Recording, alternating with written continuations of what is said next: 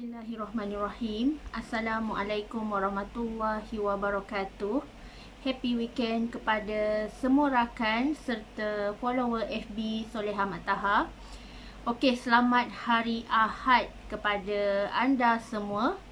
Didoakan agar semuanya dalam keadaan sehat walafiat, sentiasa diberikan kemudahan dalam setiap urusan yang kalian lakukan kerana Allah Ta'ala, insya-Allah.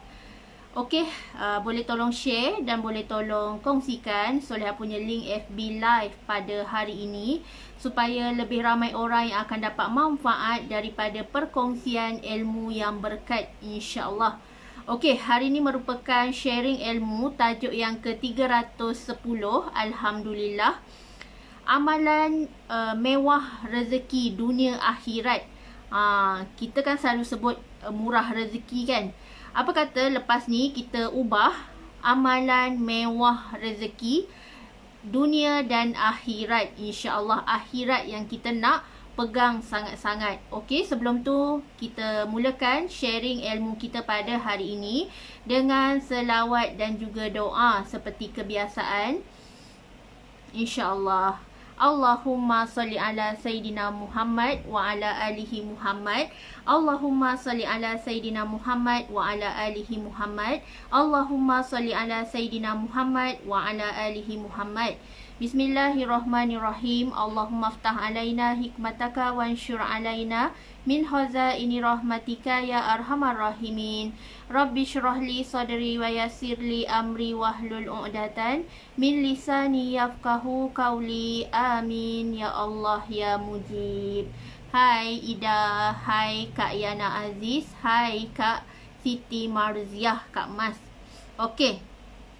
Hari ni Soleha nak share dengan anda apakah amalan-amalan yang boleh memewahkan rezeki kita. Jangan kita cakap murah. Kalau murah ni kita akan dapat rezeki yang murah-murah je. Tetapi biarlah kita cakap, ya Allah, aku nak rezeki yang mewah untuk kebahagiaan dunia dan akhiratku. Jangan tinggalkan akhirat kita, sebab akhirat ni kalau kita pegang nombor satu, insya-Allah kita tak akan kerugian, malah kita akan dapat dua-dua. Untung dunia akhirat. Okey, antara amalan yang boleh menyebabkan kita mewah rezeki, yang pertama adalah berpagi-pagian, mengambil keberkatan, berkat berpagi-pagian. Bangun awal pagi, lakukan solat tahajud, lakukan solat sunat, lakukan solat nafil. Solat nafil ni adalah solat sunat kebiasaan yang kita buat sehari-harian kita. Contoh, kalau kita selalu buat solat hajat, selalu buat solat tasbih, selalu buat solat taubat, solat witir dan sebagainya, insya-Allah itu akan memberikan kita berkat berpagi-pagian. Orang yang bangun awal pagi ni, rezeki dia akan sentiasa barakah, rezeki dia akan sentiasa mewah, hidup dia sentiasa bahagia, sentiasa tenang, sentiasa bergelimpahan rezeki Allah berikan. Itu adalah orang yang menjaga berkat berpagi-pagian. Tetapi macam mana pula orang yang bangun subuh gajah, bangun dah pukul 8, nak bangun buat solat subuh, kan dah terlepas waktu. And then tiba-tiba nak sambung pula solat sunat duha, kan dah tak kena. Tetapi biarlah kita ambil berkat berpagi-pagian, bangun awal, sebelum subuh dah bangun, mandi awal, and then lakukan solat sunat 2 rakaat sebelum kita menunaikan solat subuh, insya-Allah. Ambillah keberkatan berpagi-pagian, kerana sewaktu pagi ni para malaikat akan keluar mendoakan para manusia untuk dipermudahkan urusan harian dia. Sebab tu orang yang bangun awal pagi, dia punya masa sangat berkat. Sebabnya 24 jam Allah berikan pun cukup dan sangat lancar berbanding orang yang bangun dah matahari dah tegak, bangun subuh gajah, so berkat tu dah hilang. Malaikat tak mendoakan orang yang bangun terlampau lewat sehingga mengabaikan solat subuh dia.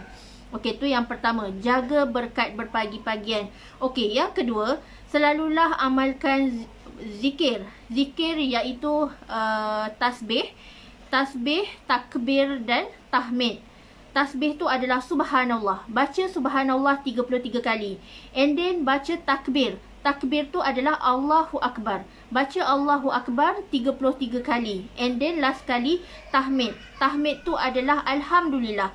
Baca 33 kali. Selalunya kita baca zikir-zikir ni adalah selepas kita solat fardu. Kita dah lepas, kita baca doa, kita dah baca zikir-zikir, baca doa kan.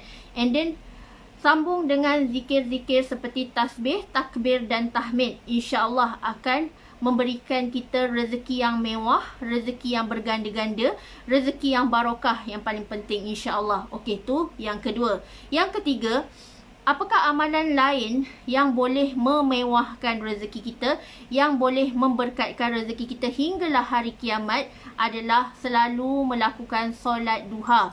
Kalau kita tak mampu 2, buatlah 4. Kalau tak mampu 4, buatlah 6. Ni kata-kata orang bijak pandai lah.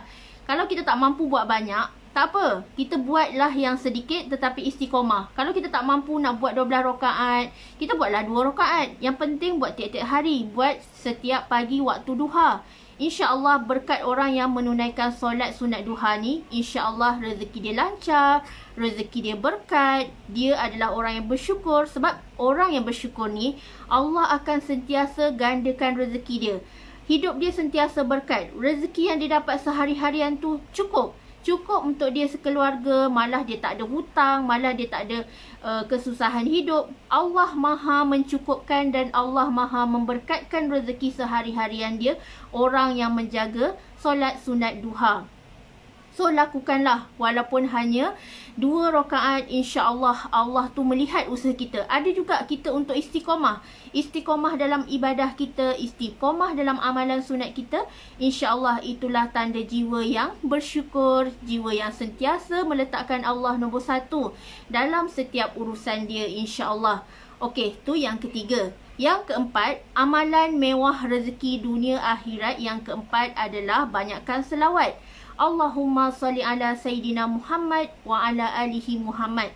Sebab tu, setiap kali Solehah mulakan sharing ilmu, setiap kali Solehah nak mulakan sesuatu majlis ilmu, Solehah suka untuk memulakan dengan selawat. Suka untuk memulakan dengan doa, puji-pujian kepada Allah. Sebab apa?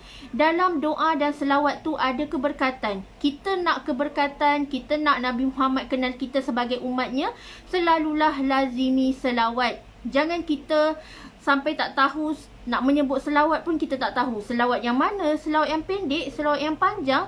Sampai kita dah tak tahu selawat tu apa. So hati-hati. Kita hidup ni lazimi keberkatan hidup kita dengan banyak berselawat. Kita nak jemput rezeki melimpah ruah, nak jemput rezeki barokah, nak jemput rezeki yang diredai oleh Allah. Banyakkan selawat. Dan lagi satu, kita nak beroleh syafaat. Orang yang banyak berselawat ni, dia akan mendapat pertolongan, syafaat di hari akhirat kelak. Sebagaimana amalan kita, buku catatan amalan kita akan ditimbang, dihisap. Itulah yang akan menyelamatkan kita daripada azab api neraka, insya-Allah. Okey, yang seterusnya adalah banyakkan istighfar. Adakah anda semua dah lama tak beristighfar? So mulai hari ni, banyakkan istighfar. Astaghfirullahalazim. Aku mohon ampun kepada Allah yang Maha Agung.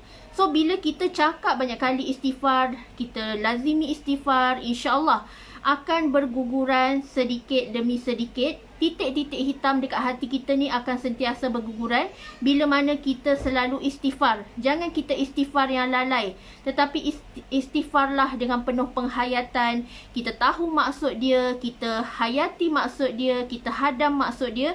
InsyaAllah jiwa yang selalu beristighfar dengan penuh rasa kehambaan sehingga menitiskan air mata, itulah sebaik-baik hamba yang bertakwa, yang selalu merasa kerdil, yang selalu merasa naif sangat di hadapan Allah Subhanahu Wa Taala. Itulah sebaik-baik hamba yang selalu merendah diri dan selalu memperbetulkan amalan dia, insya-Allah. So jaga istighfar kita. Kalau kita tak mampu istighfar 5,000 kali sehari, kita istighfarlah 1,000 kali sehari. Sekejap je, tak sampai setengah jam dah boleh habis kalau kita lazimi istighfar kita setiap hari, insya-Allah. Benda ni adalah benda-benda normal. Sebagaimana amalan kita, kita nak menjemput rezeki barakah, rezeki melimpah ruah, nak mewah rezeki, nak kaya dunia akhirat. So kita jaga istighfar kita. Astaghfirullahalazim. Semoga Allah ampunkan dosa-dosa kita yang lalu ataupun dosa-dosa kita yang masa kini ni. InsyaAllah Allah ampunkan dengan segala kata-kata yang keluar daripada mulut kita ni. Kadang-kadang kita tak sedar, kita termengumpat orang, hati kita tiba-tiba terkata orang, walaupun mulut tak sebut, tetapi hati kita dah bersangka-sangka, bersangka buruk dengan orang. So jaga sangkaan kita, jaga hati kita, banyakkan istighfar. Semoga Allah terima amalan kita dan Allah ampunkan dosa-dosa kita. Okey, yang keenam adalah beri haiwan makanan. So ramai orang bila pergi kedai makan, sedap makan, tiba-tiba kucing lalu dekat sebelah, dia sepak-sepaknya kucing tersebut. So bila kucing tu datang dekat kita, itu adalah Allah yang aturkan. Allah yang aturkan kucing tersebut untuk datang kepada kita untuk meminta makanan. So macam mana layanan kita terhadap binatang? Macam mana layanan kita terhadap kucing tersebut? Adakah kita jirus dia dengan air? Atau adakah kita baling dia dengan air panas? Ataupun adakah kita sepak dia pakai sepatu kita yang keras tu? So hati-hati.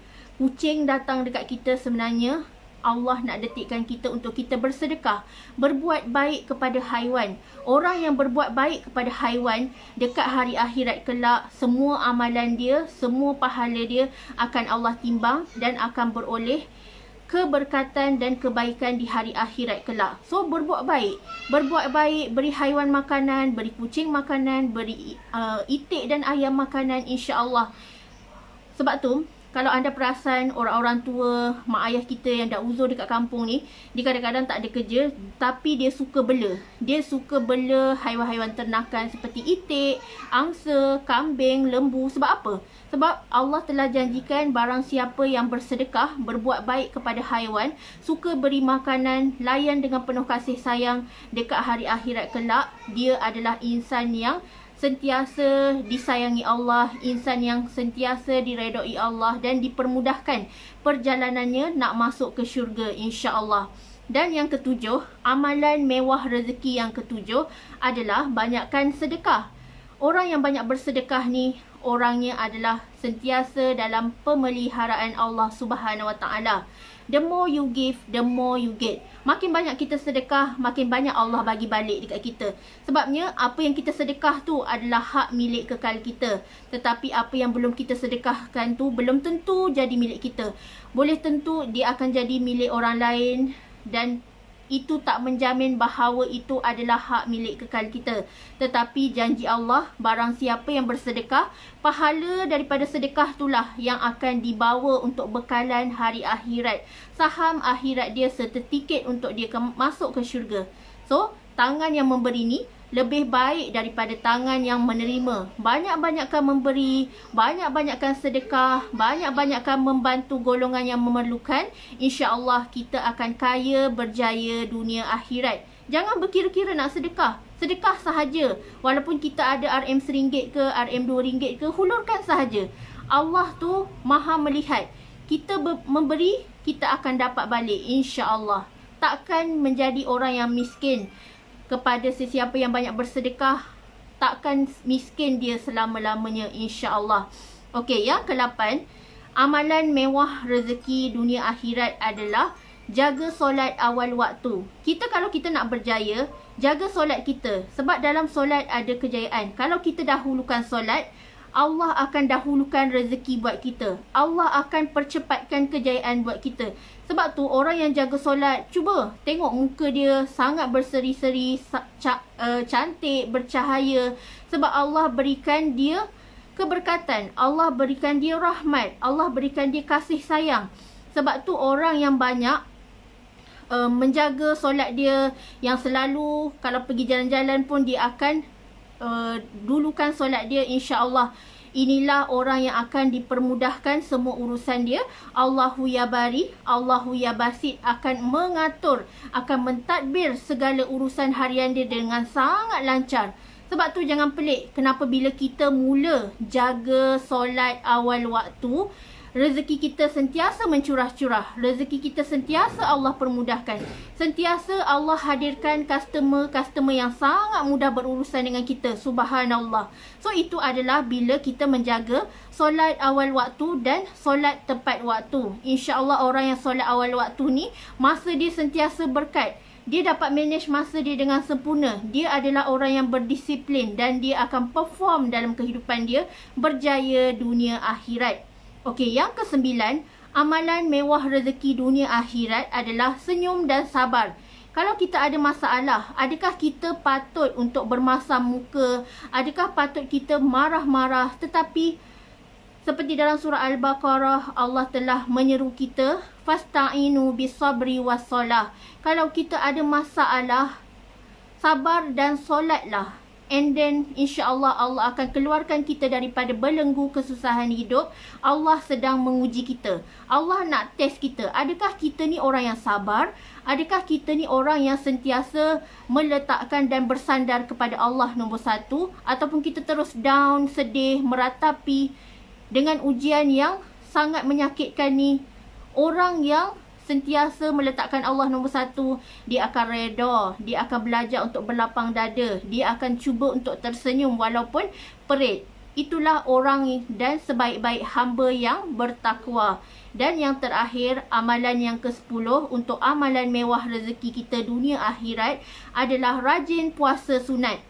So kenapa? Kenapa orang yang rajin puasa sunat ni, rezeki dia sangat melimpah ruah, rezeki dia sangat barakah, senang dapat customer, senang sangat orang sayang dia, senang sangat dia berurusan.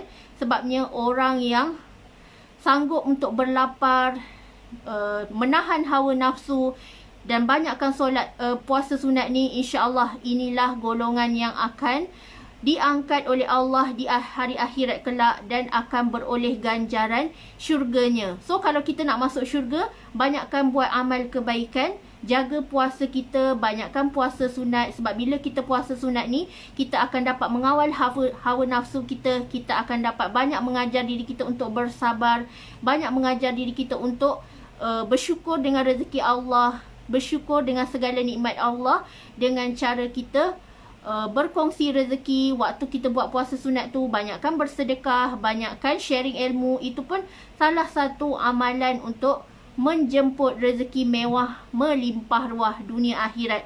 So kalau anda kejar akhirat, anda akan dapat kedua-duanya. Tetapi kalau anda just fokus keduniaan, anda abaikan akhirat, anda selangkah ke arah kebinasaan. Dan jagalah akhirat kita, insya-Allah kita akan selamat dunia akhirat. So, ini sahaja perkongsian Solehah 10 amalan mewah dunia akhirat yang kita kena pegang, jaga sungguh-sungguh. Kalau kita nak berjaya, just amalkan apa yang terbaik. Allah suruh kita buat amar makruf nahi mungkar, kita buatlah sebaiknya, insya-Allah. Okey, semoga bermanfaat dunia akhirat. Solehah doakan anda kaya berjaya dunia akhirat, insya-Allah. Okey, bertemu lagi kita di hari esok dengan perkongsian yang lebih menarik, insya-Allah. Wabillahi taufiq wa hidayah. Wassalamualaikum warahmatullahi wabarakatuh.